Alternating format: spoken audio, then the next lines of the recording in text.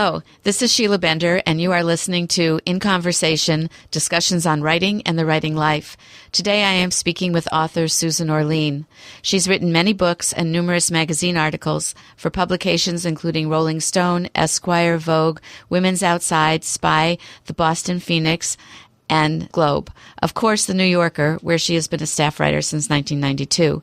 Two of her articles have inspired movies. The Orchid Thief for The New Yorker inspired the movie adaptation, and Life Swell for Women's Outside magazine inspired Blue Crush, a female surfer movie.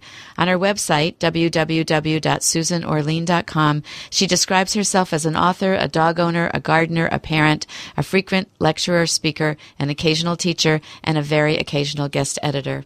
Welcome, Susan. Nice to be with you. I'm glad you are, and there's certainly going to be a lot to talk about during our time today. Out here, we're really interested in sustainability, and one of the articles you wrote for The New Yorker in 2009 has stayed with me for years now. It's the one called The It Bird, The Return of the Backyard Chicken. And you start with an anecdote about how you became interested in having chickens, and you end with your assurance that raising chickens is here to stay. So, of course, I'm wondering if you're still raising chickens. I was still raising chickens until they were all massacred in a very unhappy aspect of chicken ownership, which is that chickens are the favorite food of many, many, many creatures. And we had a raccoon that broke into our coop and killed all the chickens, came back the next night and killed all my guinea fowl, and I have not replaced them yet because I spend half of my time in Los Angeles where it's not very convenient to have chickens, and the rest of my time in New York where it really is convenient to have chickens. So I've been trying to figure out if I can have a chicken nanny to step in when I'm away from our farm. In the feature that you wrote about being inspired to raise the chickens, you do talk about bringing one of the chickens to the vet because the chicken was quite ill, and about the man who was so surprised to see that inside your cat carrier wasn't a cat but a chicken. And I know it also broke your heart then when a couple of the chickens were destroyed by animals. So it's challenging. It is. It's the real first lesson I think anyone has who decides to have any kind of livestock. Poultry in particular are very vulnerable, and there has yet to be invented the predator-proof chicken coop. And if you want your chickens to have a sort of quality of life where they're able to walk around and scratch and eat bugs and have some freedom, they're going to get killed. And they may not all get killed, but you will lose them. It's nature. And in the beginning, the first time I lost some, I was absolutely devastated. I cried for days. The next time that I lost one, I began to recognize that this was part of the experience, and not a happy part, but a part that is unavoidable. And you do get a little inured to the sadness. If you're somebody like me for whom the chickens were partly pets, I had a number that was small enough that I knew them all, and I knew their personalities. And, you know, once you start having 50 chickens or 100 chickens, your relationship with them probably changes. But when you have 8 or 10, they're real individuals to you, and you miss them when they die. So my question is, have you written more about them, even though you're not raising chickens anymore? I wrote a little essay that was in a photography book that was published this year. I generally don't revisit topics, and that was a bit unusual for me to go back and write again about them. I usually am more interested in moving on to the next interesting story. That's reflected in the number of magazine articles and books you've written. But I did come across an article, another one for The New Yorker, that you wrote 2 years later after the first one about chickens, called Chicken Chores. It was a short piece, and I was very taken with a metaphor that comes up. You're comparing the messiness of feeding and watering the chickens every morning to the idea that we need balance in our lives, that we seek perfection, so much that it's wonderful to have this messy chore that we don't have to worry about finishing. You don't have to worry about finishing because it's going to happen every day, and you don't have to worry about being neat. And can I read to you the metaphor to writing that I just really love? You say, at their messiest and most burdensome, these chicken chores please me. It's a concrete need, water, to which I can respond specifically. Here you go, birds, water. And the cycle is complete, until they need water again, of course.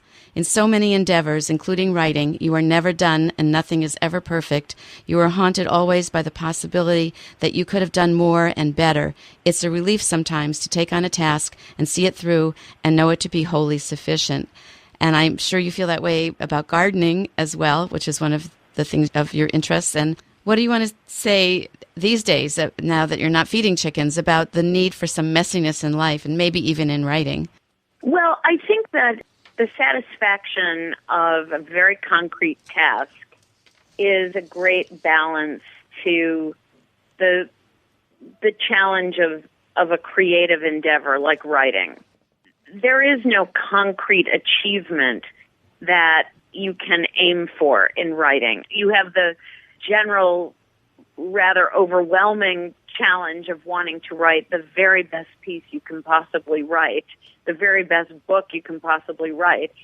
But there is never a moment when a bell goes off and you know you've accomplished that very specific task. I think as a result, a lot of people who are engaged in these creative fields find real comfort in undertakings that are physical, like taking care of animals, gardening, cooking, but also that it's a punch list. You have a list of tasks and you achieve them, and it's very, very satisfying, and you can feel that it's complete. You feel that you have done it perfectly. You have gone, and someone would say, well, with gardening, with live things, there's never anything perfect. So I understand that. But if your chickens are hungry, you go out and feed them and you clean their coop and it's nice and clean. You feel satisfied. It's a very good, solid feeling of satisfaction. With writing, even though there, of course, are moments when you feel transported and happy and accomplished, there is always the feeling that you can be better, that you can do better, that you could do one more interview or perfect the sentence, or it's never done. And that's part of what makes it fascinating, and also something that can sometimes make it extremely frustrating. Right. Well, I might add the audience difference. When you feed the chickens, they're going to be appreciative. They're going to love what you're doing. And I think when you write as an author, there's always this idea that, well, who's going to read it? Who's going to like it? Why will they read it? All these things. But when it comes to a task like feeding chickens, the gratification is, I think, partly that you've made these beings really happy. Oh, yeah. This is a great feeling, and I think that's a lot of why we have such a strong connection to animals, is there is a purity of their response. I think you can get that feeling with humans as well. If you cook a meal for your family and everybody's really happy and loves it, it's a great feeling.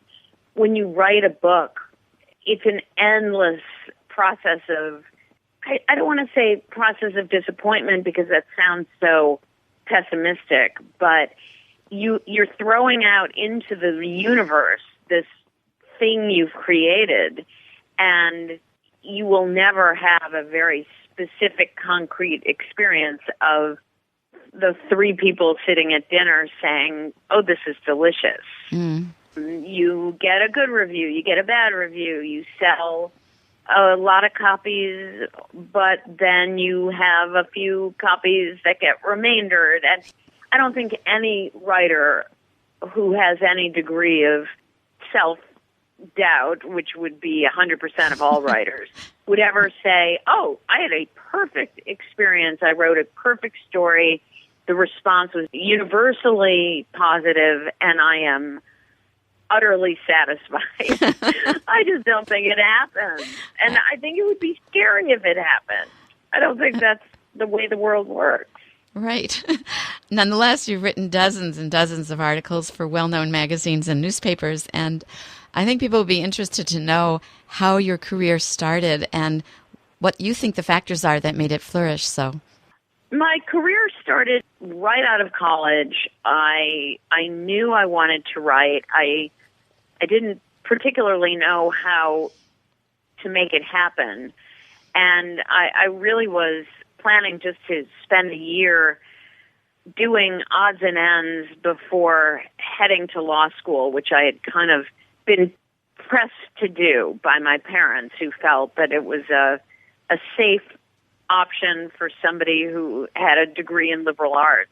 I never wanted to be a lawyer, I should point out, but it was seen as the fallback for people who studied literature, which is kind of crazy when you think about it. But I lucked into a writing job at a very small publication in Portland. I was hired not by any power of my experience. I had no experience, but I had enormous desire. I wanted to be a writer. This was a little startup publication, so they couldn't exactly go hiring people with lots of experience, but I just went into the interview and said, I want to do this more than I want to do anything. You've got to hire me, and they did. It kind of followed from there. I worked in Portland at these alternative news weeklies for 4 years. I then began freelancing for bigger magazines, eventually moving to Boston and then to New York, and building on my experience to move up the food chain of publications, and then also began thinking about and eventually actually diving into the world of writing books.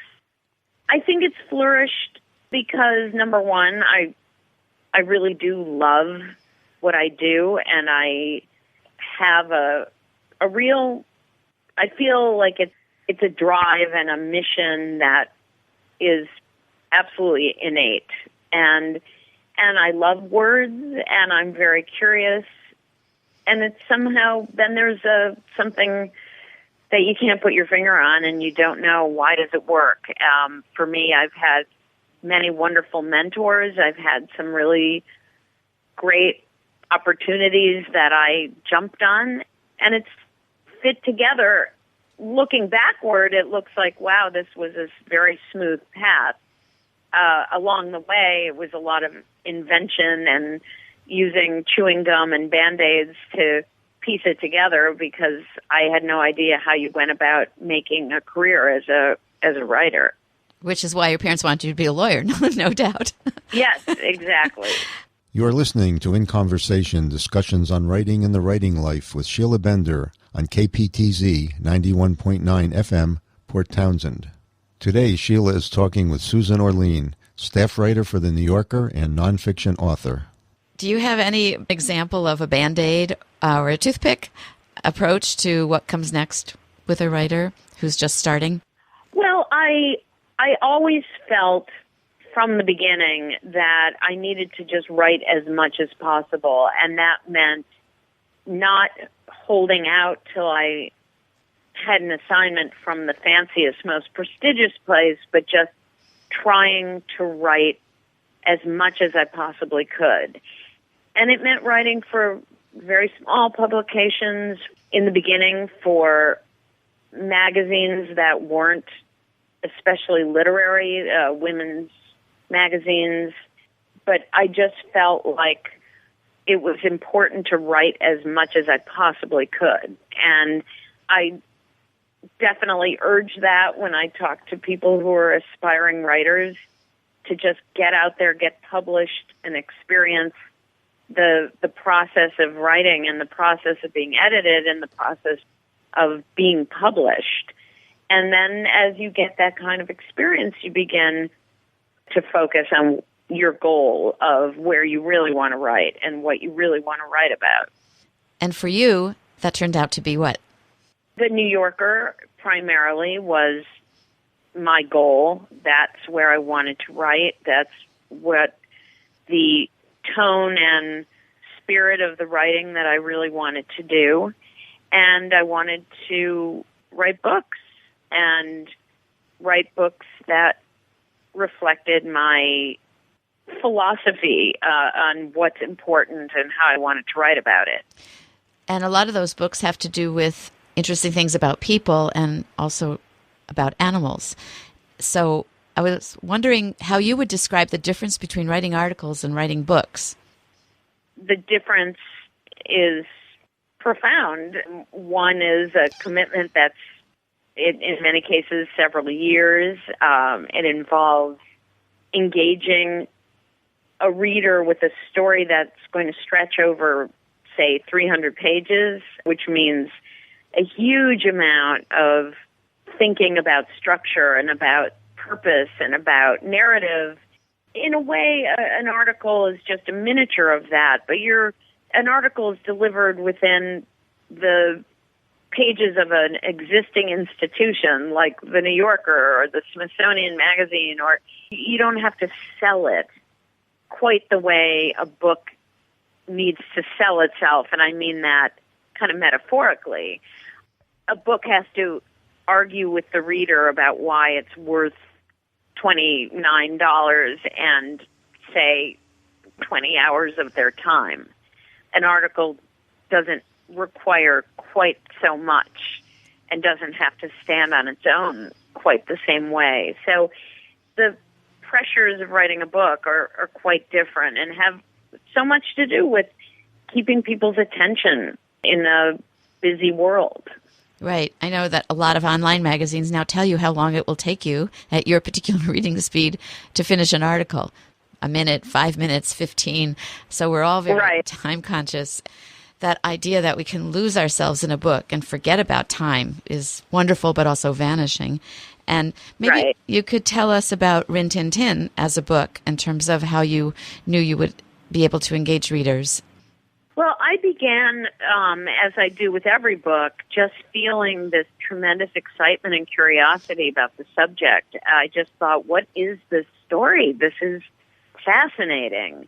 I wasn't even thinking about readers in the beginning. I just thought, I want to learn this story. This is amazing. And in my gut, I thought, I think a lot of people would be interested in this. It immediately spoke to me as a book. And it was, it's not the most obvious topic when you consider that this is an iconic figure that has largely faded from public attention. Almost all the characters that I was writing about were dead. So it was something that as I began working on it, I was more and more aware of the challenge I had set for myself. But from the beginning, my gut feeling was, this is such a wonderful story. I also knew that anything having to do with animals was going to have a dimension that would really interest me, and I know people like reading about animals. That's just a given. They do. So I felt this sense that I could engage people even if they said, gee, I have no idea who Rin Tin Tin is. There was so much history, and the great discovery that I've made in the last couple of years and in the course of doing that book is people love reading a history told in an interesting way through a specific narrative. It's fascinating to me how much people love it. We think everybody's interested in what's the here and the now and the moment, but people really respond to that. And I learned that when I wrote The Orchid Thief. I kind of imagined that some of the history of orchid hunting would be very much a secondary part of the book. I just didn't know if people would be that interested in it. And I was surprised to discover how much people loved it, how much they were interested in it, and frankly, that they wished there had been more. Mm-hmm. So when I started working on Rin Tin Tin, which 3/4 of it was history, I had the confidence of thinking, yes, this happened a long time ago, but it's a great story, and I think people love learning history if it's told in a really engaging way. I agree, and stories are timeless. For instance, the Bible, if you think of it as literature, has stories that people love to return to and are stories that are very contemporary in human interactions and feelings. Yeah. So you brought up The Orchid Thief, which is another favorite of mine, very taken with your article. The beginning of the book, which I guess you could say the beginning of the book was the article that you wrote for The New Yorker. And then, of course, the fact that two of your articles have inspired filmmakers, and The Orchid Thief is one. And anyone who's seen it knows that there's a fictionalized version of you in that movie. And I was wondering what that feels like to you as an author and a woman to have seen this portrayal. Well, I love the movie, and how shall I say this? I never thought that a absolutely literal adaptation of the book was possible. I never imagined it would make a very interesting movie, or even a very doable movie to make a literal adaptation of the book. So I was always open to the idea of an interpretive adaptation, which this very certainly was. And I think it's a brilliant movie. I was first uncomfortable about being portrayed at all because that was not ever in my plans. When I sold the option, I never thought, oh, good, I'll be a character in a movie. Quite the opposite. And when they first approached me about it, I had said no. In other words, I said, go ahead and make a movie from my book, but I don't want to be in it. And then over time, I was persuaded to reconsider, and I'm glad I did. And I, of course, feel like once I knew that Meryl Streep was going to be playing me, I thought, well, it can't go wrong. She'll be great, and I don't have to worry. And she was. Except that she becomes a very bad girl for a part of that film. Did that feel strange? Yes, but the movie takes a turn into the imaginative. Absolutely. Very powerfully so. And I think anybody who kind of understands creative process knows that that's not likely to be real, and it certainly isn't. Yes, I think so too. But it must have been a little bit of a shocker to see that character suddenly be a totally different person than you. And so you also had an article called Life Swell that inspired the movie Blue Crush. And in that case, what was your experience? Well, that was much more of a typical experience of the piece was optioned, and I was sent the script to read, just to give them sort of feedback on it, and then they made the movie. And then I went and saw the movie. So I wasn't involved in any way, and I was very pleased with it. I thought they did a great job, and I'm very proud of it. I'm proud that that my story inspired a movie that is a really good movie. It's a very well-made movie, and I'm really happy to be associated with it. And it certainly focuses attention on this group of people, young female surfers. And there are many, I thought, moments in the movie where we get to feel what their lives are like. And I'm sure that was also part of your experience with those surfers when you were doing your article. Yes, and I felt like the movie really maintained what was very important in the story to me, which is a sense of their lives as young women trying to make it in what was very much a male-dominated kind of universe, and just contending with the aspirations of being young and having this talent and maturing to a point of trying to figure out what that really meant. Right. And I think the movie really maintained that, and while they had to add in some Hollywood elements of romance and so forth, I'm very pleased with the fact that they really kept true to that aspect of the story, and I'm very, very happy about it. I'm glad to hear that because I like the movie a lot, and your article, which is still available online, as is the Orchid Thief article for The New Yorker. So before we end today, which has to be unfortunately soon, is there a question you wish I had asked you or anything you want to say about work coming up? Oh, well, I have a few things that I'm happy to mention, which, first of all, I have two projects that I'm proud of that I've been doing that are a little bit different from my usual. One is that I have a podcast that I'm doing with a friend, Sarah Thayer, called Crybabies. And it's been really fun, where we're talking about books and music and movies and various things that bring us to tears. And we've had some really interesting guests. So that's been a lot of fun. And how do people find the podcasts?